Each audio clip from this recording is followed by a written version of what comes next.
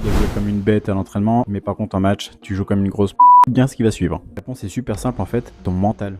On parle toujours de physique, de technique, mais on néglige toujours ce troisième point qui est le mental. Si tu n'éduques pas ton cerveau à gagner et à jouer proprement, tu peux être sûr que tu n'avanceras jamais et tu progresseras jamais. En match, mets la pression, pose plein de questions, figé. Il y a plusieurs facteurs de stress et ces facteurs de stress en fait t'amènent à sécréter du cortisol, donc l'hormone du stress. J'en parle aujourd'hui parce que j'ai été ultra affecté depuis que j'ai repris le ping par rapport à ça. J'avais beau jouer 13-14 là pour une reprise à l'entraînement, il m'est arrivé de jouer 7, 8, 9 peut-être en compétition et craquer complètement, péter des câbles, limite casser des tables avec mon poing, mais bon c'est quand même la table qui a gagné. Et aujourd'hui je vous fais un retour d'expérience par rapport à tout ça.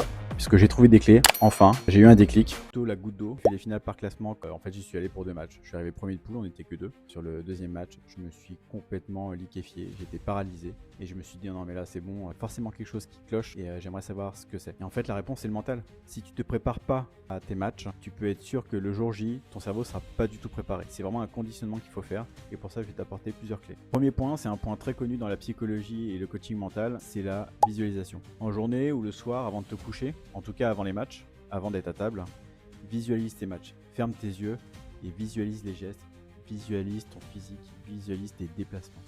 Ton cerveau en fait, il faut savoir quelque chose, c'est un gros mytho et c'est un gros feignant. Il adore se complaire dans l'échec, te faire croire que tu es un bon à rien et il veut te faire croire que tu n'es pas capable de faire tel ou tel geste ou tel déplacement. En anticipant psychologiquement les matchs, en les visualisant, en fait tu vas entraîner, formater ton cerveau pour que le jour J, cela devienne un automatisme.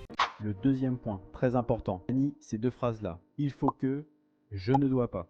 Par exemple, tu es à 10-10, tu es à la belle, en train de te dire, je ne dois pas rater mon service. Arrête de te mettre cette pression-là, ça sert à rien. Rater des services, faire des bords, faire des filets, ça fait partie du jeu, c'est normal. Il faut que ton cerveau le comprenne.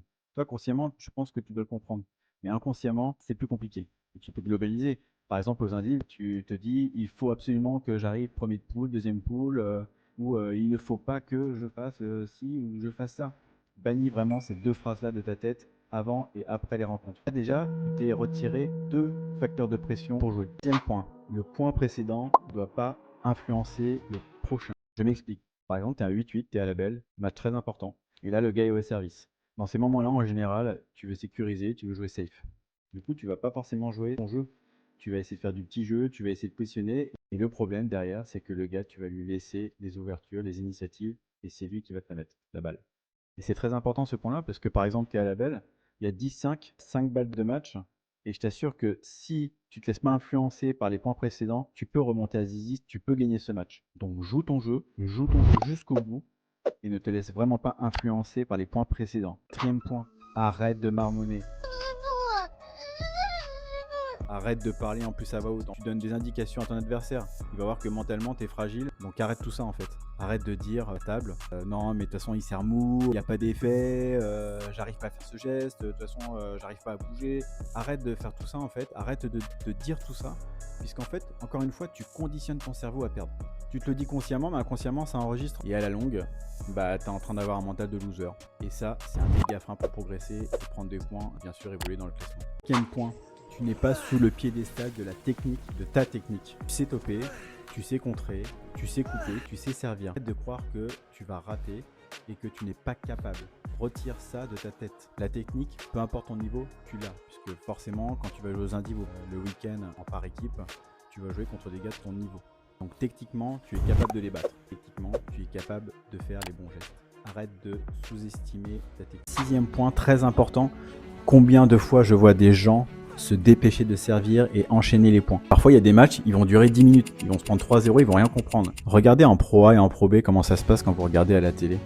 Par exemple les Lebrun, qu'est-ce qu'ils font entre chaque échange? Ils prennent leur temps, ils essuient leurs mains. D'une part, tu te laisses le temps de réfléchir, mais aussi au niveau cardiaque, tu récupères. Tous ces points en une semaine d'entraînement intense et une grosse introspection. Depuis ça, je ne crie plus à table, je ne suis plus nerveux et je reste dans mes matchs, je travaille du quotidien.